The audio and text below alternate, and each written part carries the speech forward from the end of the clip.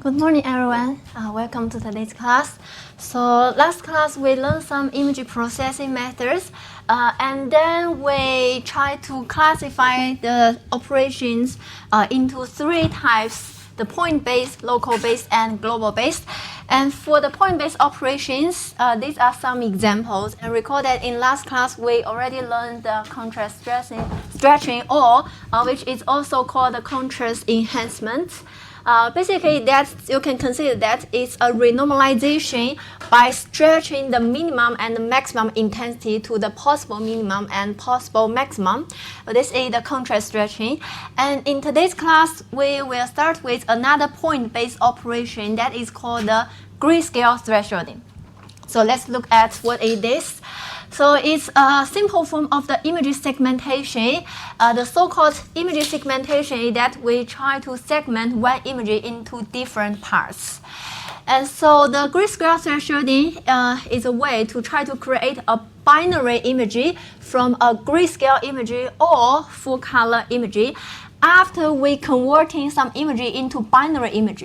Binary means that all the pixels can only have the value 0 or 255. So basically that can only be black or white.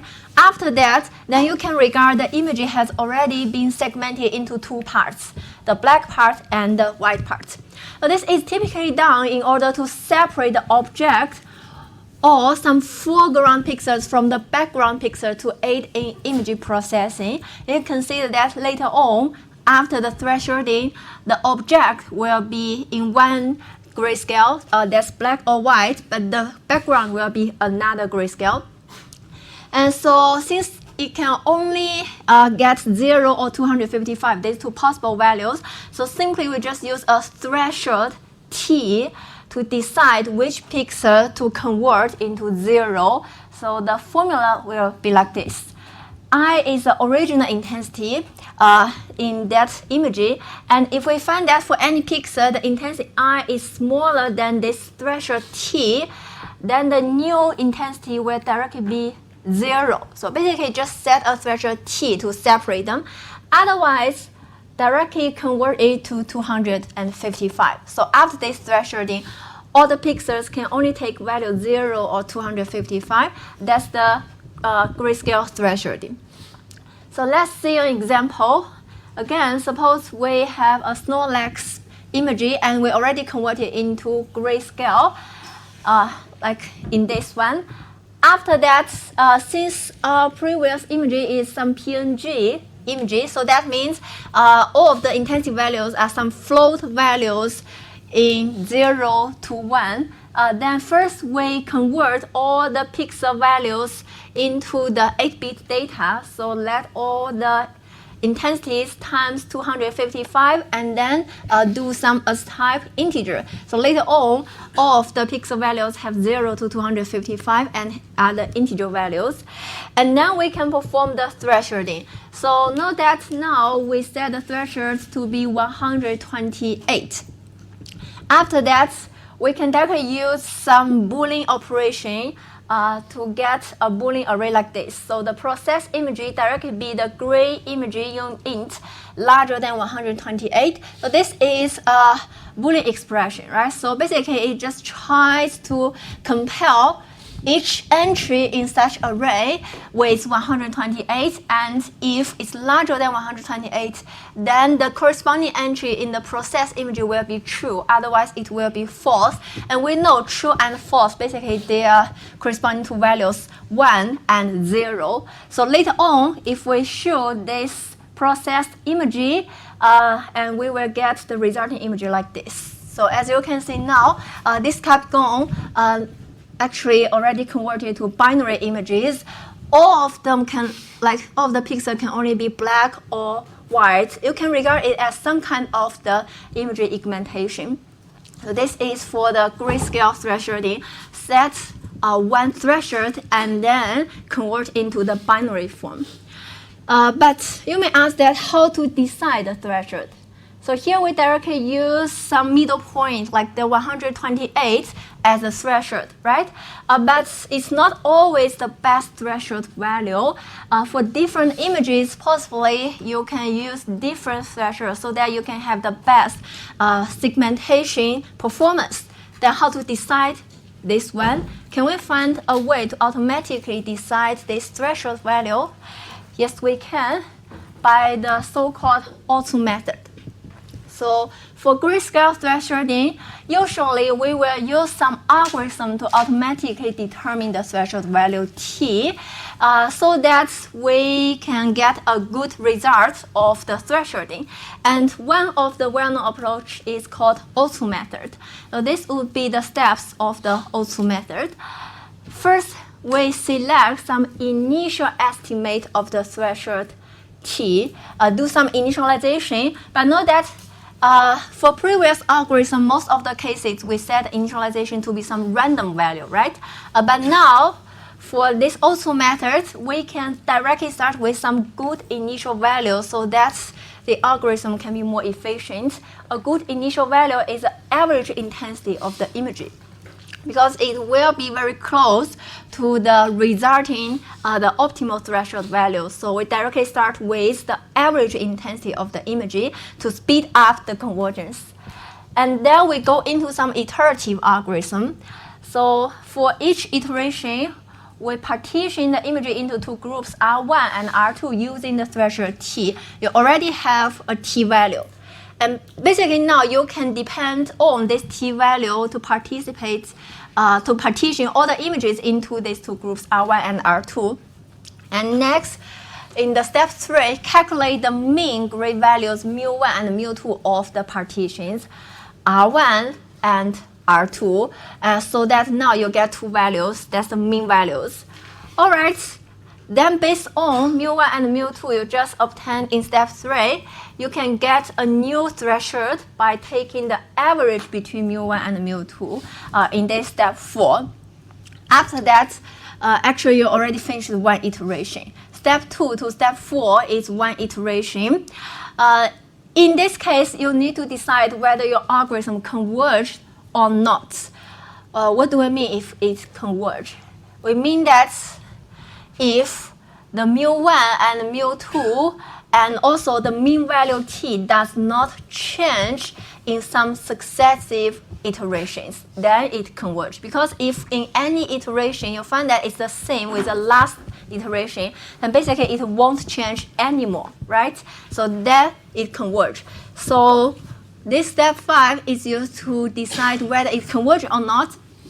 If you find that the mean values mu1, mu2 in some successive iteration do not change, then you can stop. Otherwise, you need to repeat the iterations, repeat step 2 to step 4 until in some successive 2 iterations you find that they don't change, they converge. This would be the auto method. In grayscale thresholding, if you try to relate it back to some previous machine learning algorithm we have learned, you find that it seems like they share some similar ideas in this iterative algorithm. For example, if you try to relate it with the k-means clustering, actually it's somehow very similar with k-means clustering, right? Again, you start with some initial values, and these initial values actually is just like the initial centroid in the k-means clustering. After that, you can partition the image into two groups using the threshold t, some current value t, which is just like you do some clustering in the k-means clustering algorithm. After that, you calculate the mean values mu1 and mu2 of the two partitions. If you relate to k-means clustering, that is you recalculate the centroids in the different clusters, and then you get the new threshold. Actually, it's very similar with the k-means clustering. Like they, even though they are like totally different algorithms, but still they share some similar ideas.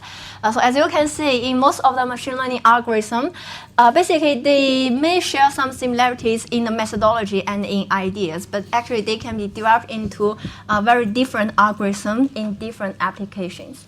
So this would be the auto method. So any questions until now regarding the grayscale thresholding?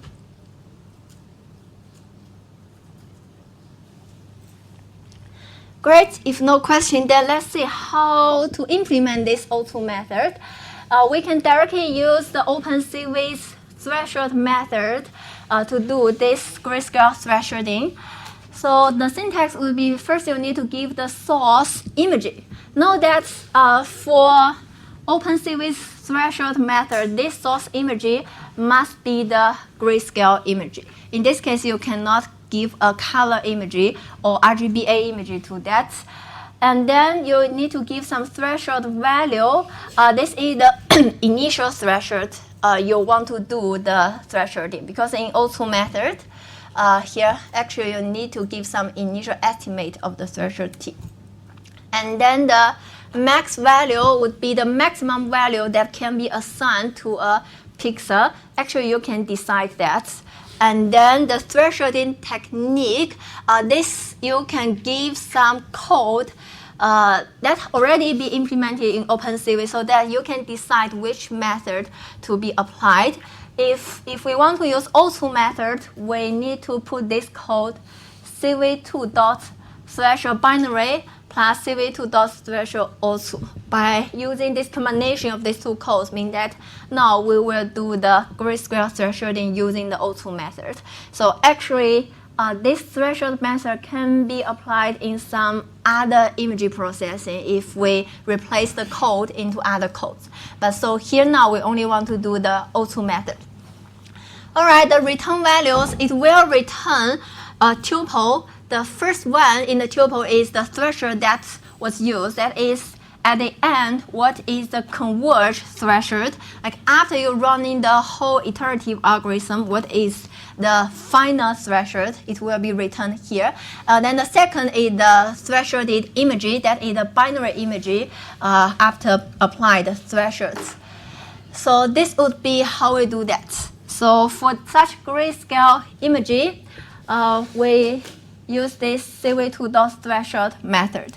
We give the gray image int as our source image, and we just start with some initial value. So we directly set it 120. Note that actually a good estimate is that we first get the average of all the pixels in the original image.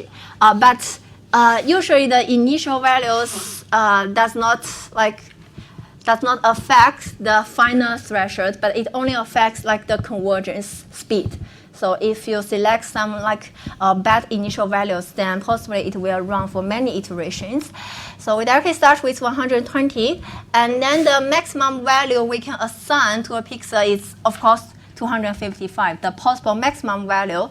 And then the thresholding method is this code, means that we want to apply grayscale thresholding with O2 method. After that, it will return a tuple. The first is the final threshold value. The second is the thresholded binary image. So we can print this optimal threshold, and we get actually it's here.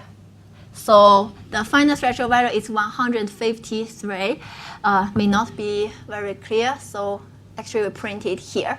And we can also show the binary image after processing is here. So this is the binary image after apply the grayscale thresholding with the threshold 153, which is calculated by the O2 method after the iterations until convergence. So this is for the O2 method. Of course, if you want to implement the O2 method from scratch, it's not hard. So basically, you just need to implement some iterative algorithm, just like what you have done in the k-means clustering.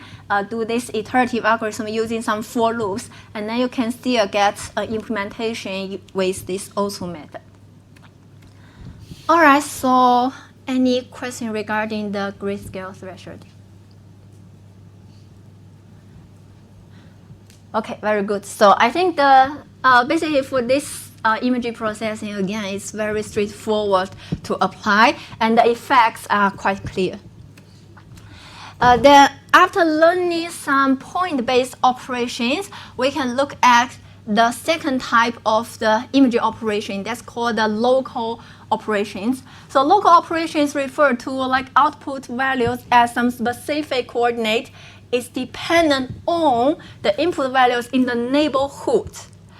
And some of the common neighborhoods we can consider, like one is the so-called four-connected neighborhood. So that is, if we are interested in this coordinate, then we can consider the four neighbors, the up, down, left, and right. This is called the four-connected neighborhood.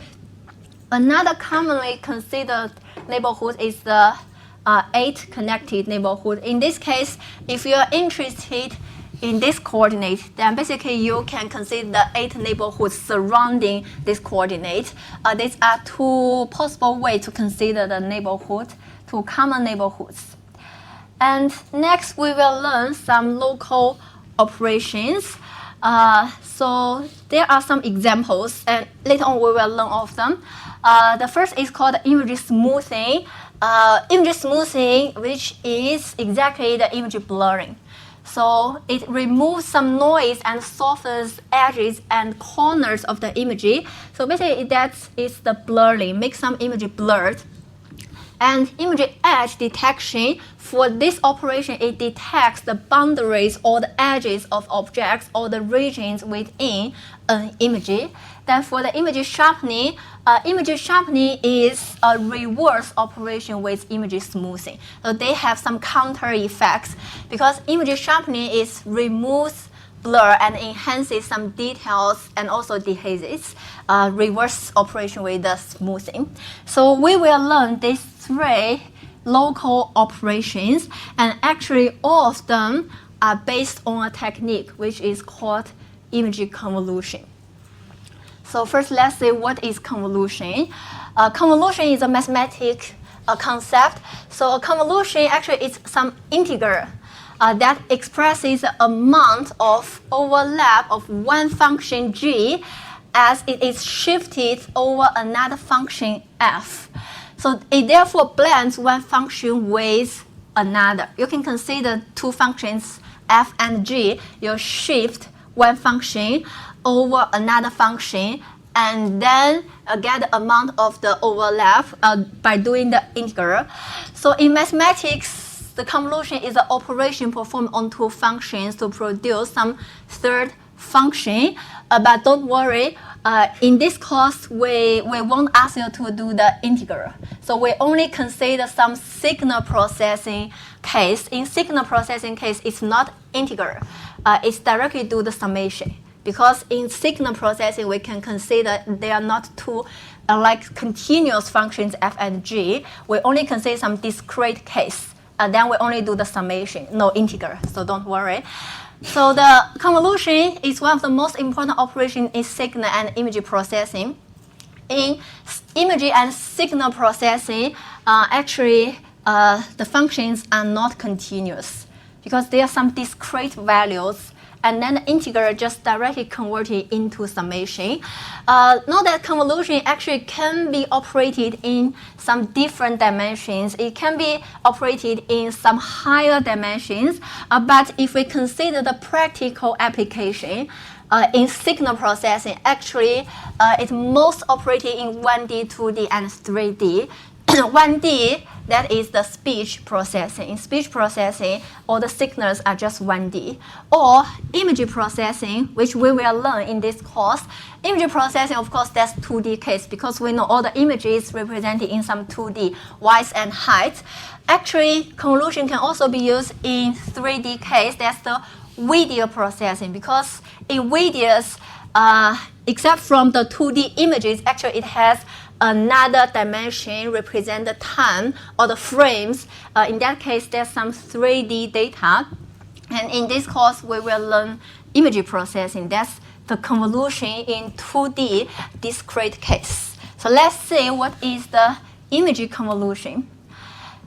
After we considering now the function, there are some discrete values. The integral now becomes the summation. So image convolution is defined in this way. We have 2 functions. Actually now, since they are all discrete, so we can consider they are not functions. We can consider there are some 2 matrices. One matrix is K. Another matrix is I.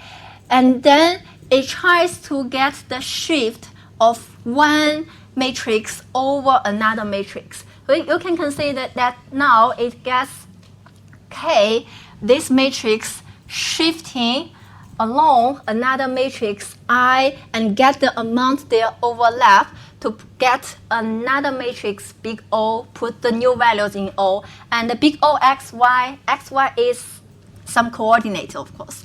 This big O xy will be this nested sum. So M is from the smallest value to largest value. N is from smallest value to largest value because we are considering two dimensions, right? So M and N basically they are two dimensions with the multiplication between K and N times I x minus M y minus N. So this would be the image convolution. Don't get scared by this negative infinity and infinity. In the practical images, we know the coordinate is limited. Actually, we won't involve with the infinity case. So we just put it here to represent the minimum coordinate and maximum coordinates.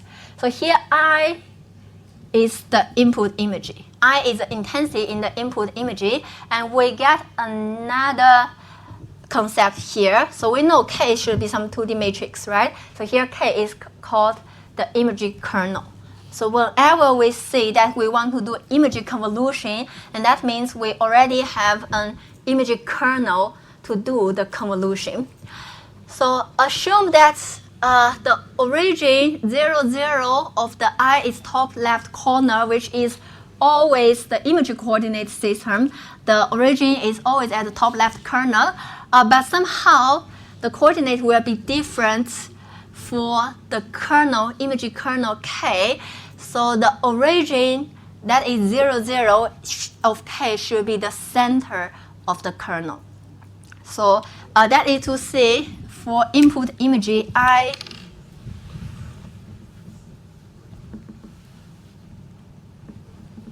the coordinate system is what we learned in the image coordinate system. Suppose it's just such an image. So we know this is the origin, always at the top left corner. But for this kernel K, if we consider here is an image kernel K, suppose the kernel is just some 3 by 3 kernel.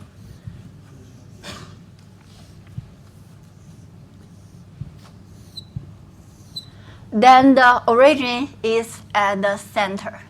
0, 0 actually is at the center. So that means for the kernel, the coordinate can be negative. For example, for this point, this entry actually, the coordinate is -1, -1. So for kernel, the coordinate can be negative, but for image, it cannot be negative.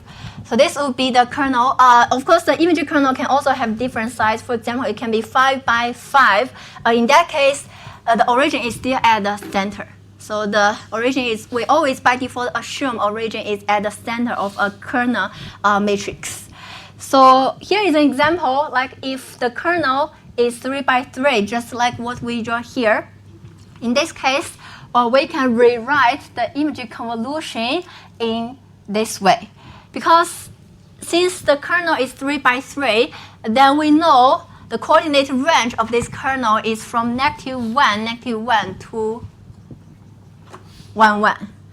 Right? So this would be the minimum coordinate, -1. The maximum coordinate is 1. So actually, we can never get some values like negative infinity or infinity. We can only get like M from -1 to +1, and N is also from -1 to +1. In this case, we will write it into this way.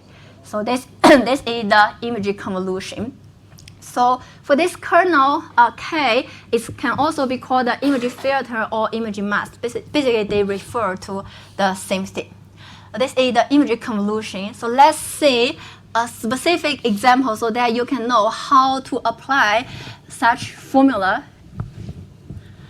Suppose our input image I is like this. So it's a 5 by 3 image. And suppose our image kernel K is like this. All right. Okay. somehow it's not stable, the link. All right, now, if we want to apply the image convolution, we refer to such formula. We know that, okay, OXY should be this nested sum KMN times I x minus n, y minus n.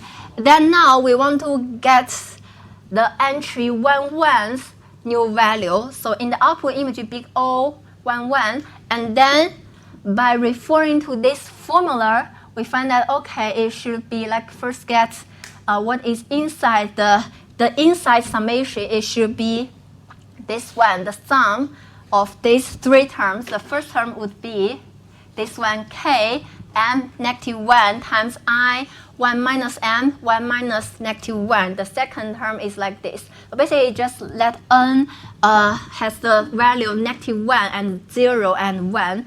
And then the third value. So this is the inner summation. We still have some outside summation for m. M can be from negative 1 to 1.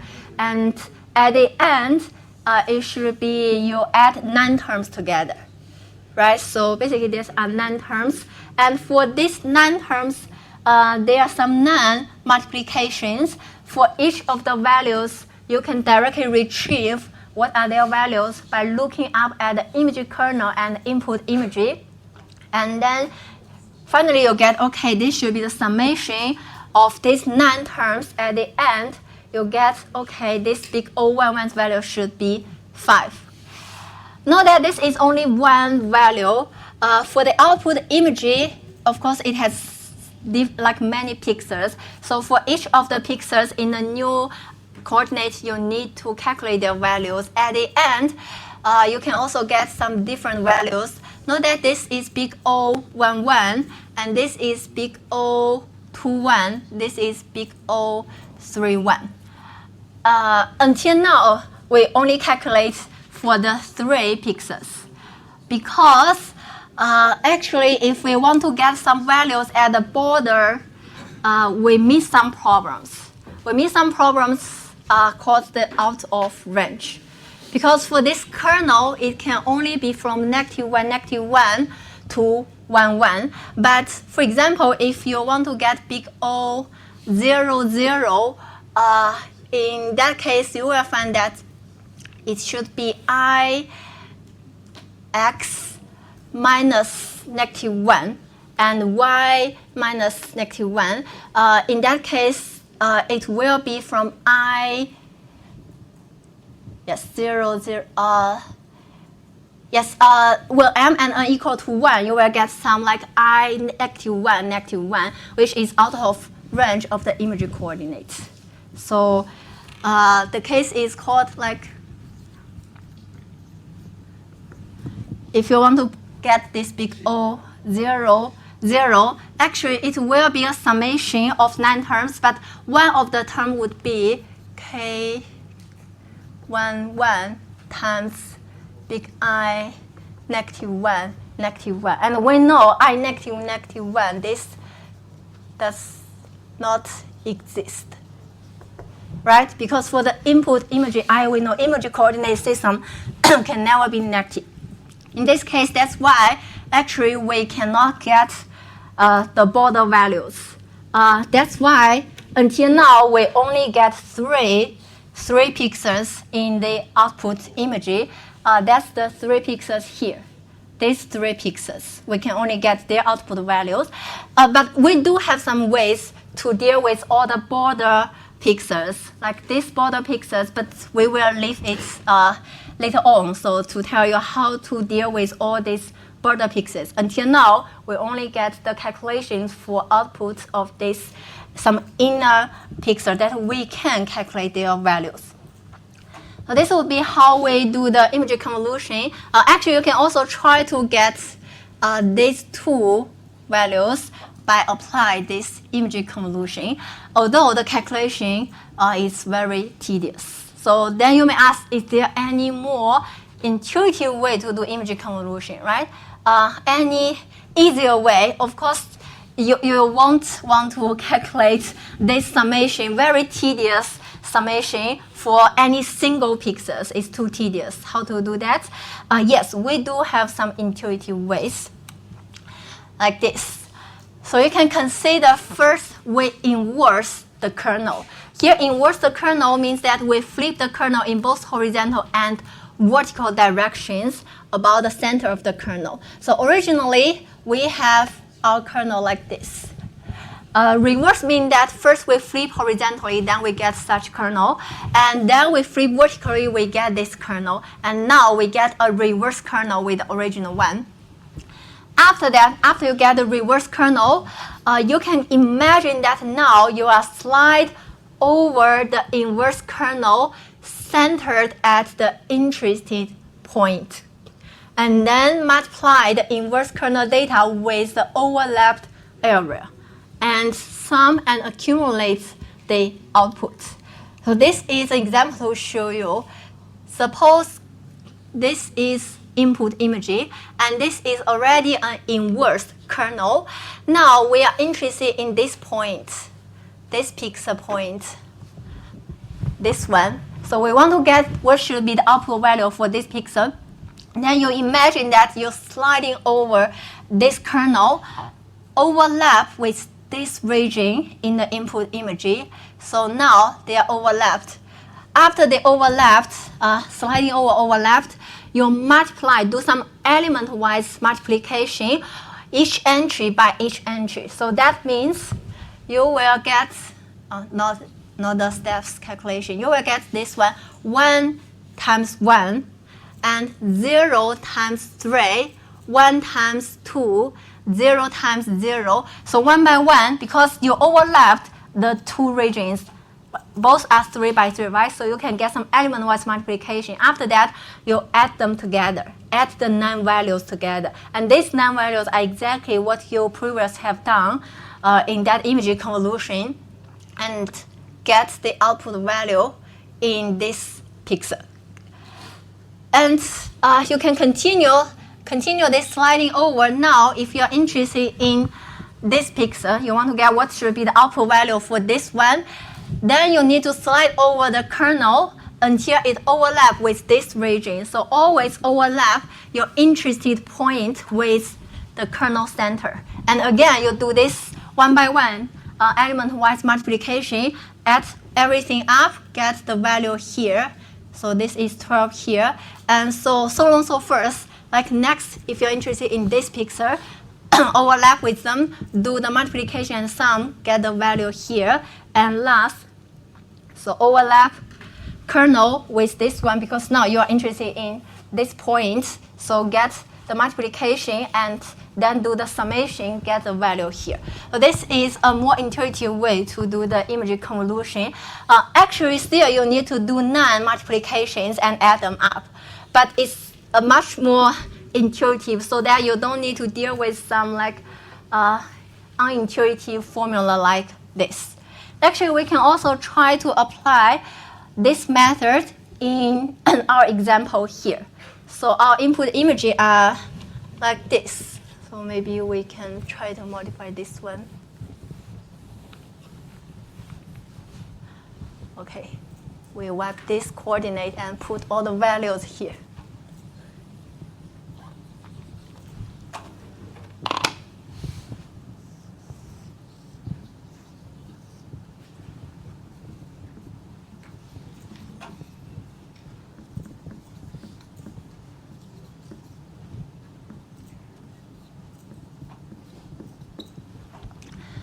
Know that if we want to apply image convolution, the kernel should be flipped. This is our original kernel. After flip horizontally and vertically, inverse kernel should be this one.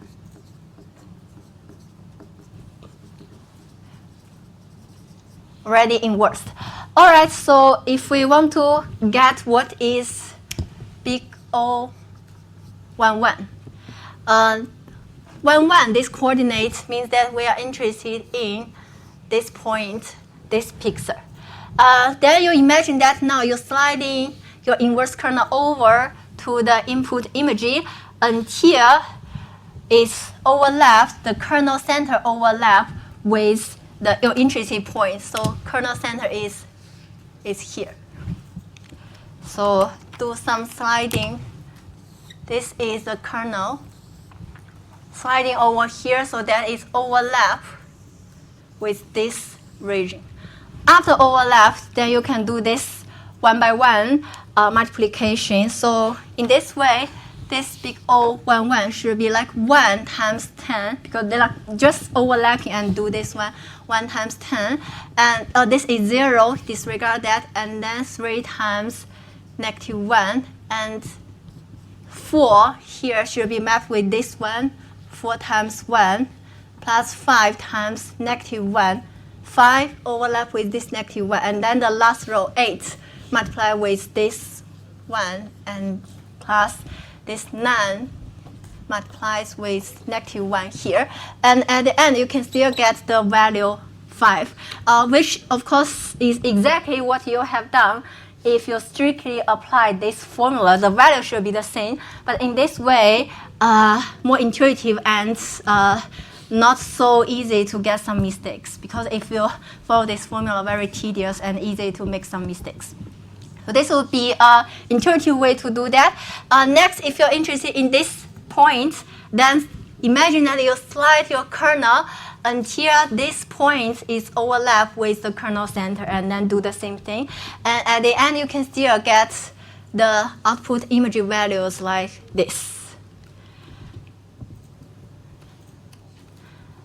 So you can get a clearer sense if you consider that the kernel actually is in some higher dimension, because in this way you can like sliding over easily. So if you're interested in this picture, then you can consider that now this kernel is overlapped with that one, like sliding over, and you calculate the value, put it here, and this kernel is just sliding over the whole image, input image, until you get all the values and put them in the output image. But note that until now, actually we ignore all the border pixels. Later on, we will very soon to tell you how to deal with all the border pixels. And another question you may ask, why we have to do the inverse kernel, like flip.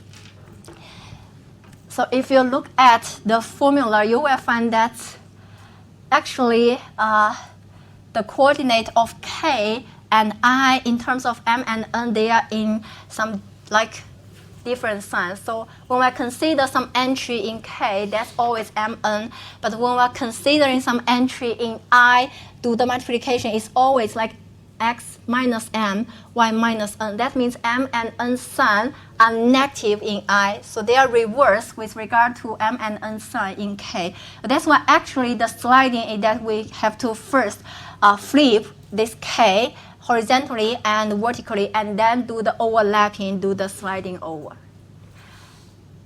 All right, so until now, any question regarding the image convolution calculation?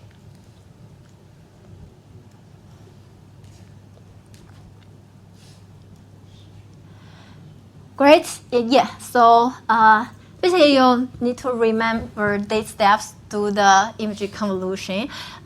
This is an easy way to do that.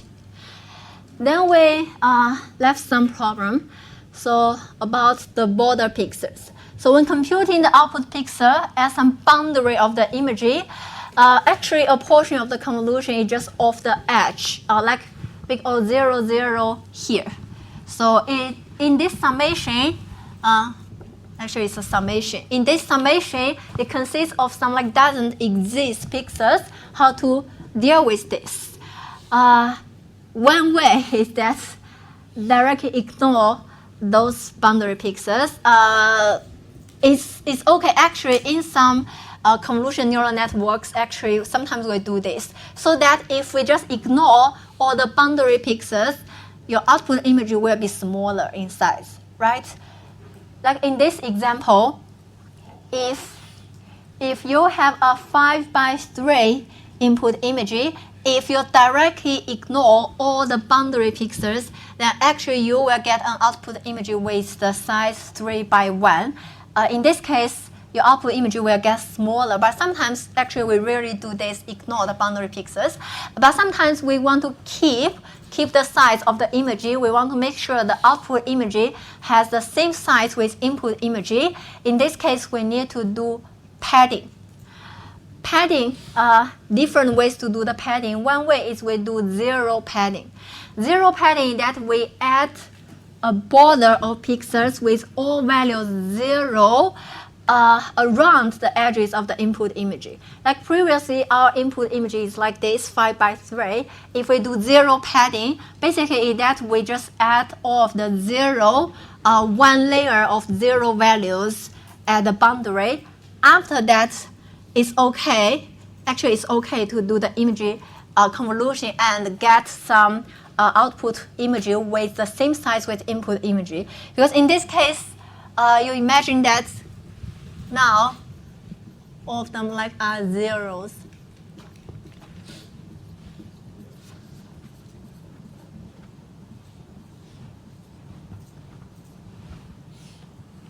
Sorry, there is an extra 0.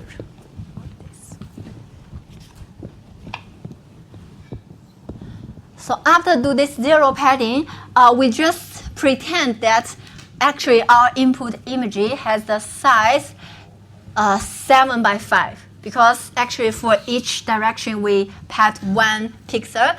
And now we can get some border images output. So suppose now if we are interested in this border pixel, now it's okay to do this sliding over until the kernel overlap with this region, right? Because now it has some neighborhood outside the boundary. So now the neighborhood will be like this. And this can be overlapped with our kernel. In this way, you can get all the input images pixels in the output images. You can get all of their values. This is one way, do the zero padding. Actually, for the padding, we have some other ways to do padding, like the replicating boundary pixels, do the replication padding, and the reflecting boundary pixel, that's the reflection padding, and or the mirroring padding. So let's take a 5 minutes break first. After the 5 minutes break a 5 minutes break, we will continue with all the other padding methods.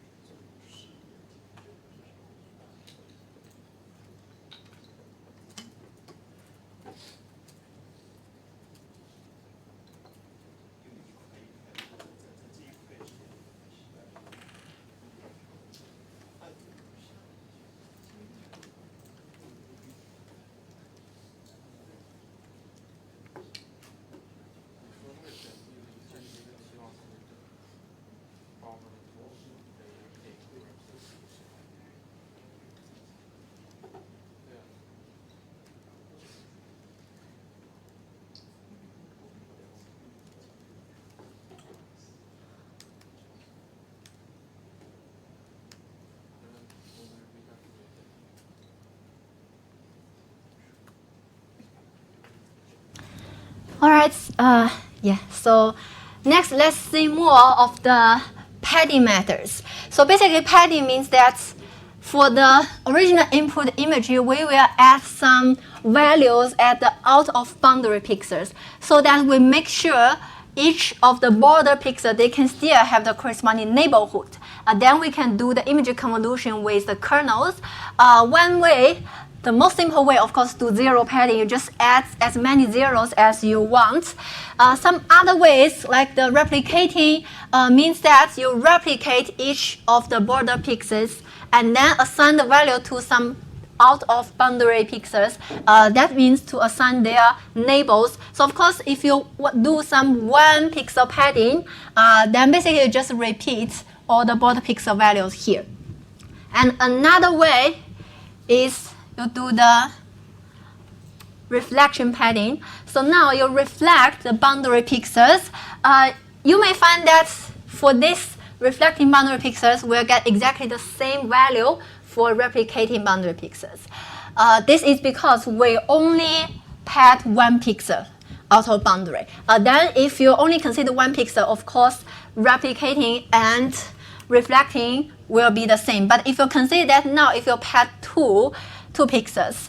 By the way, it's, sometimes we need to pad 2 pixels if the kernel has larger size, right? If the kernel has size 5 by 5, then actually you have to pad 2 pixels out of boundary. In this case, they will be quite different. So this is the replicating. For replicating padding, consider now we pad another pixel. So it's still, you just replicate everything. So this should be 10, replicate here. This should be 10, and this should be 1, 3, 2, 6, 6, 6, 0, 5, 5, 5, 6, 9, 7, 8, 8. Just copy everything. And don't forget the corner values. Corner values still, you just copy everything here. This is 8, 5, and this one should be 6. So this would be the replicating padding. If you consider now you pad 2 pixels, but for this one, if you consider the reflection, it will be totally different. For the reflecting, it means that now you are considering there are some reflection plane or reflection lines. Actually, this boundary is exactly the line that you do the reflection. So that's why it's 10, because it's reflected from this pixel. And that's why it's 1 here, because it's reflected from this pixel. And this 10 is reflected from along this point. So that's why it gets the value of 10. So you can consider that now the boundaries, the 4 boundary lines actually are some mirrors. You're doing the reflection. Then let's consider what will happen if we do some like 2 pixel padding. In this case, if we consider this one, so the mirror line, actually we know it should be this 4 line. You can try to extend it.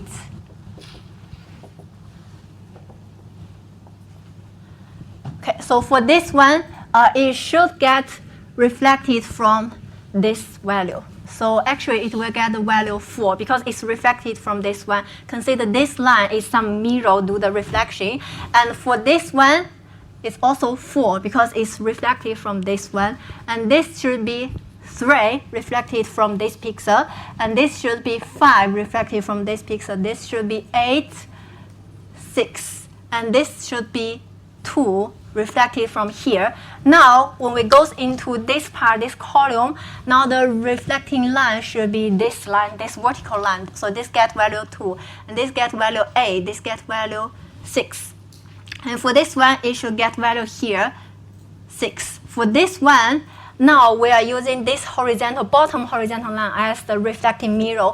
For this one, it should get value 0 here, and here, 0 from here, 8 from here, and this 5, 3, 4, and for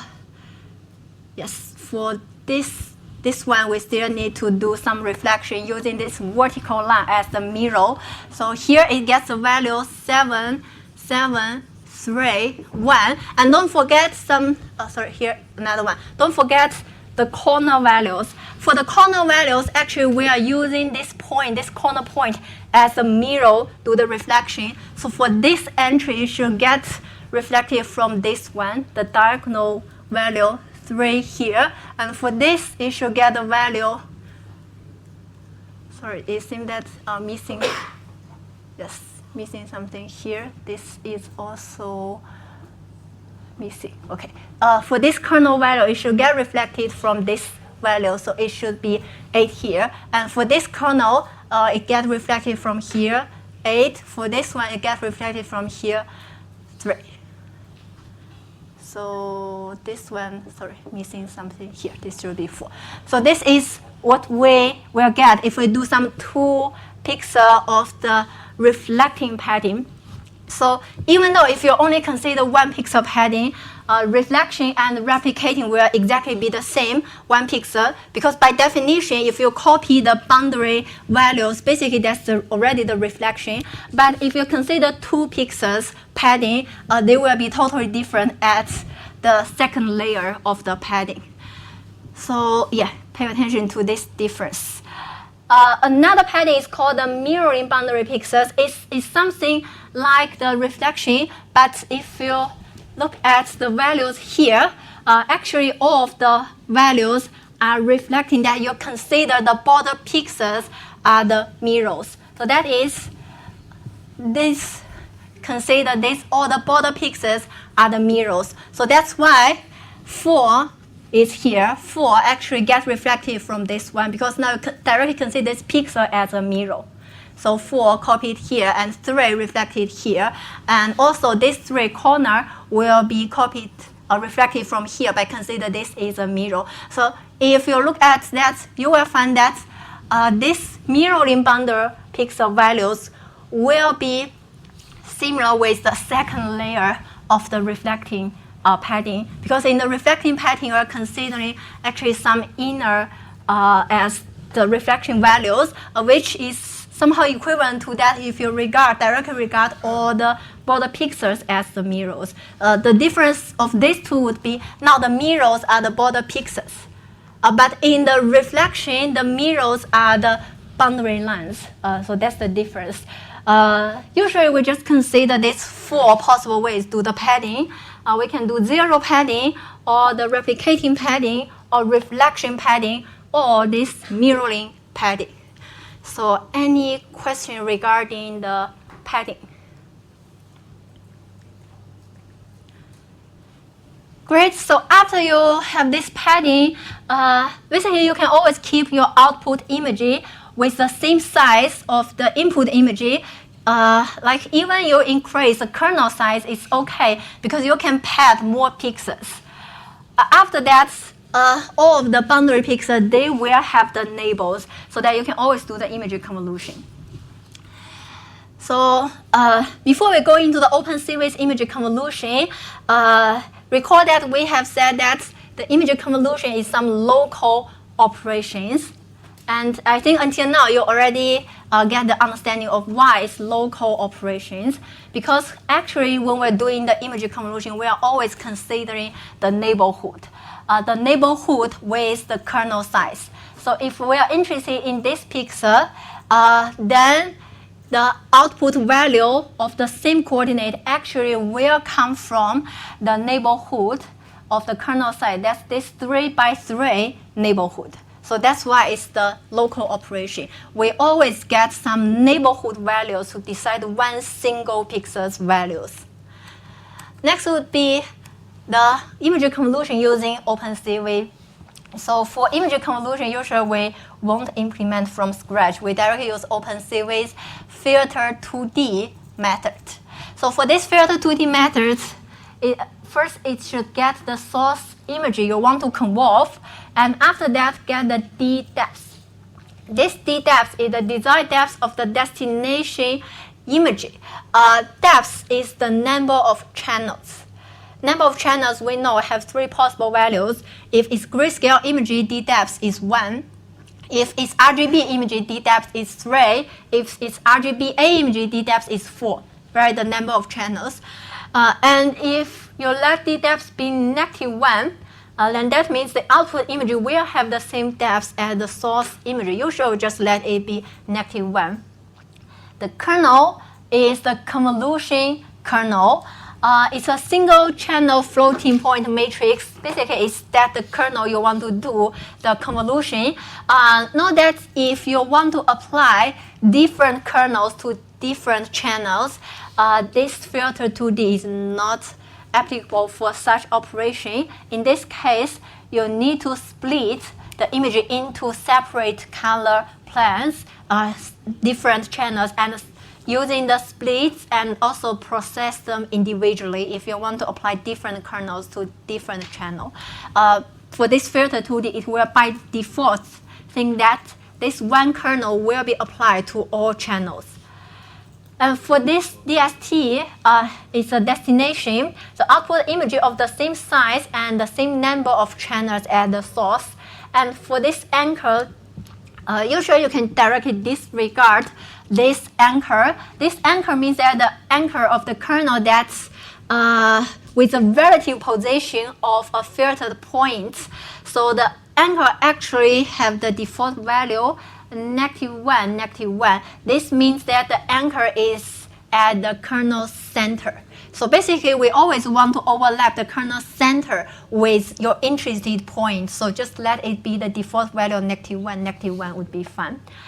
And then for the delta is an optional value.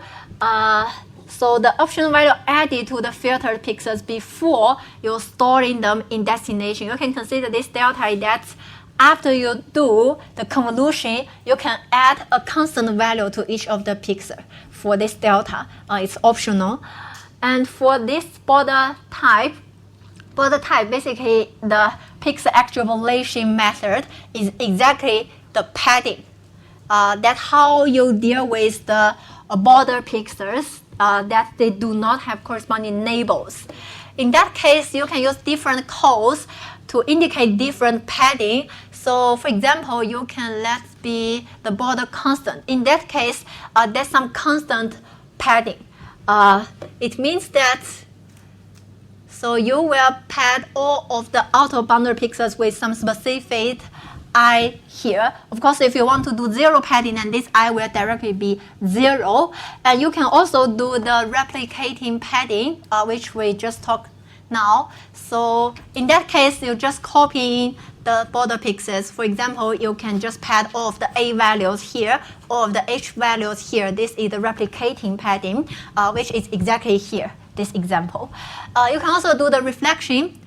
For reflection padding, it means that you consider the boundary line as some mirror to do the reflection. In that case, basically just mirroring everything here. Like if you have A, B, C, D, E, F, G inside the image, then the padding will be like F, E, D, C, B, A, something like that, because you like reflection. And then for this part, it will be H, G, F, E, D, C, like do the reflection. The reflect padding is exactly the example we show here. And then for the Reflect 101, actually this is a mirroring padding, but in OpenCV it's called the Reflect 101. In that case, the border pixel will be act as a mirror, so that's why for this pixel it will be padded with B. Actually it's mirrored here from this B. So this is the mirroring padding we talked just now.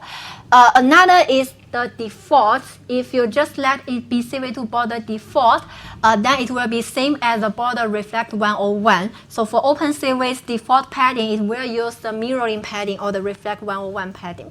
This will be the parameters you use for this filter 2D method. After that, it will return the filtered image as the return value. So let's see how to do that. So note that filter 2D, OpenCV's filter 2D does not mirror the kernel for you. But that means if you have a kernel, you need to flip the kernel before you apply CV2's filter 2D. So suppose we have a snowleg-sleep.png, which is here. This is our input image. And then we want to do some image convolution. So actually, we showed it in the grayscale map. It's some grayscale image. After that, we prepare a kernel like this. Note that this kernel is already inverse, so it's already flipped horizontally and vertically. It has the value here, 3x3 kernel. Actually, it's a sharpening kernel. But until now, you can only get the values, but the effects of such kernel will be the sharpening. And then we apply such kernel for 5 times. You can imagine that filtering the input image for 5 consecutive times. So for I in this range 5, we get the gray image be CV2.filter2D of the gray image. -1 is the D depth. The default value of -1 means that it keeps the same depth with the input image, and we use this kernel 3x3 as our kernel. After that, after applying it for 5 times, you can get effects here. So this is the output image after you apply that kernel for 5 times. So compared with the input image, as you can see, it's indeed some sharpening kernel, right? So previously the input image is somehow blurred a little bit, but after applying such convolution, it de-blurred the original image, and all the pixels and the object itself get sharpened. So that kernel is called the sharpening kernel. Take this form. So later on we will talk more about the sharpening kernel. Before that, we can see a smoothing kernel, which has the opposite effect of the sharpening kernel. For smoothing kernel, it's also called averaging or blurring kernel. It takes the value like this. Note that because it's a 3x3 kernel, so each entry takes the value of 1/9. It's averaging kernel. The kernel can also be like 5x5 size. In that case, each of the entry will have the value 1/25. Basically, it's just do some averaging. If we have an original image like this, then we apply the smoothing kernel in different size. If we apply a 3x3 averaging or the smoothing kernel, we get the output image like this. If we have a 5x5 image mask, that means the image size, the kernel size has like 5 by 5. Each of the entry has value 1/25. Then we get the output image like this. If we further increase the kernel size 15 by 15, output image like this. If we further increase like 25 by 25, smoothing kernel, note that in this case, each entry has a value 1/25 square. And then output image like this. So actually, by observing the different kernel size, you will find that the larger of the smoothing kernel size, the more blurred of the output image. Actually, you can also explain that in theory, because the smoothing kernel looks like this. So basically, that whenever you have an interested point, you will overlap this smoothing kernel with your interested point and get the output value. So which has the same effect that in the output image, each pixel has a value of the average of its neighborhood, right? So now it seems that you just smooth everything because for each output pixel, you just get average from its neighborhood. Smooth everything by averaging them.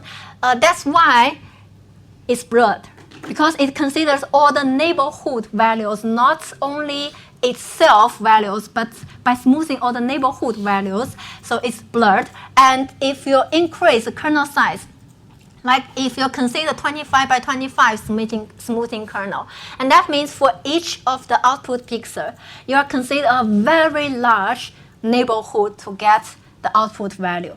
That's why it will be blurred so much, because you are considering a very large neighborhood size to do the smoothing. So this would be the effects of the smoothing kernel. So, and actually we can see that blurring the image can just be done by averaging the pixels of the neighborhood. Is some operation, this image operation is analogous to the integration related to sum of the pixel intensity values. So this is the smoothing kernel. Correspondingly, we have some counter effect of smoothing that is called the sharpening. For sharpening kernel, we can consider it's a combination of two kernels. The first is the original image. Original image is you just put 1 at the kernel center, all other values are 0, then you can get the original image. Another kernel is called the detail kernel or the edge kernel. So you put a relatively large value at the kernel center, and you put some negative values at the edge. Then you combine these two kernels together will be a sharpening kernel. Again, sharpening kernel, the kernel center will have a relatively large value because you need to make the pixel itself very obvious, very distinguishable, where in the meantime you try to reduce the effects of the neighborhood. So that's why for this neighborhood, these values in the kernel will be some negative values. Actually, previously when we applied here, it's also some sharpening kernel. As long as we put a relatively large value in the kernel center and some negative value or 0 value at the neighborhood, there is some sharpening kernel. So for this sharpening kernel, if we apply it into such original image, you will find that for this detailed or the edge kernel, the effects is that it tries to get the edge of the image. You may not see it clearly, but actually there are edges inside this image like being distinguishable. And after you combine these two kernels together, this kernel is only used to get some like this edge. You will get the sharpened image like this. The sharpening has the opposite effect of blurring. Like compare this one with original image, of course, everything gets sharpened by reducing the effects from the neighborhood. It's analogous to the differentiation related to the difference of the pixel intensity values. If you increase the difference of the pixel intensity values, actually the object will get more sharpened in your resulting image. This is the second kernel, sharpening kernel. And then the last one is called the edge kernel for edge detection. Actually, we can use different kernels to detect vertical edge and horizontal edge, then try to combine them together. Like this is the private edge kernel for detecting vertical edge like this. So basically that's the middle column will all have the value 0, but the left column have the value -1, right column has the value 1. And then for the detecting horizontal edge kernel, basically is a transpose of the vertical edge kernel. So let's see what will happen if we apply it to an input image. Our input image is like this. After you apply the vertical edge kernel, you get something like this. So it tries to detect the vertical edges in your original image. And for the horizontal edge, the result like this. Actually similar with this one, but if you look into that, there are differences of the edges. Like for this character in this image, actually most of the details, the edge details are some horizontal edges. So that's why in the vertical edge, actually this character is himself is not so distinguishable. But if you compare it with this horizontal, now for the horizontal edges in this character is like much more distinguishable, because actually the two kernels are trying to detect different edges. How to combine them together? Combining them together is you do this magnitude. So after the vertical edge kernel, you get the input image. Suppose all the intensities are gx. And after the horizontal edge kernel, you get the output image. Suppose all of the pixels get the value gy. And then for the edge image magnitude, for each pixel, you just get the value from the square root of gx squared plus gy squared. And then you combine vertical edge and horizontal edge. Now you detect the edge details from the original image.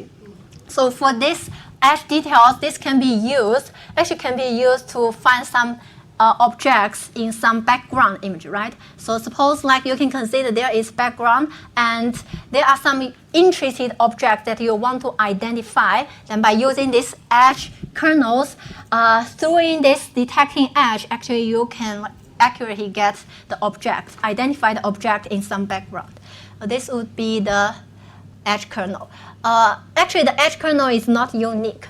Just like the sharpening kernel not unique. For edge kernel, we have another called sober, somehow similar with the private edge kernel, but in the middle row or in the middle column, actually it's increased the value to some larger ones. So from -1 to -2, from 1 to 2.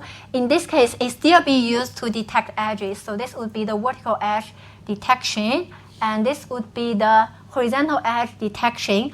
After you combine them together using the square root of their magnitude, you can get a clearer edge detection resulting image. So this would be the effect of the edge kernel. So all of these three kernels actually are some commonly used kernels do the image processing, and all of these operations are local operations. So actually this is what we have put at the beginning of the convolution. It's the local operations, do image smoothing, image edge detection, and image sharpening.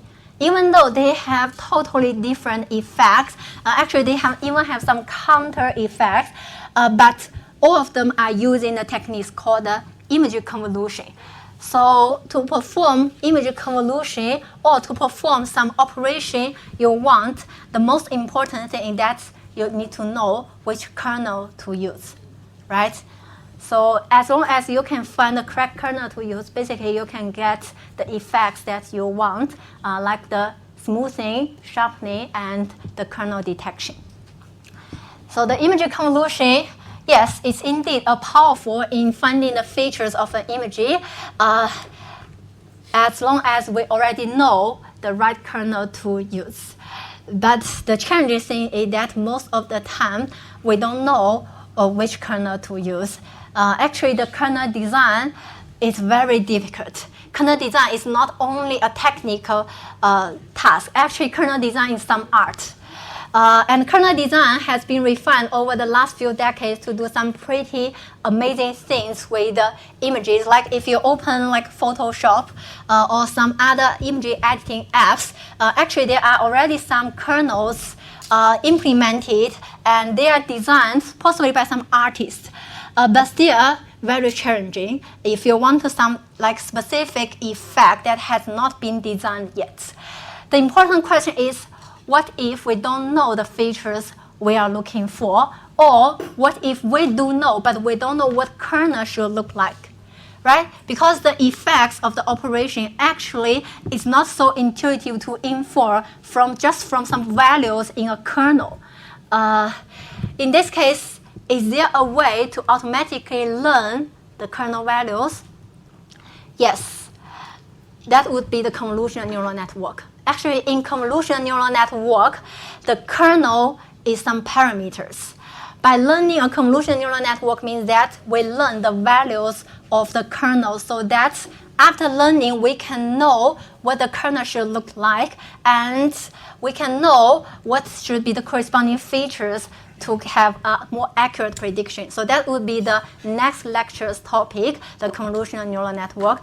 We will continue with the convolutional neural network on this Thursday, and see you on this Thursday.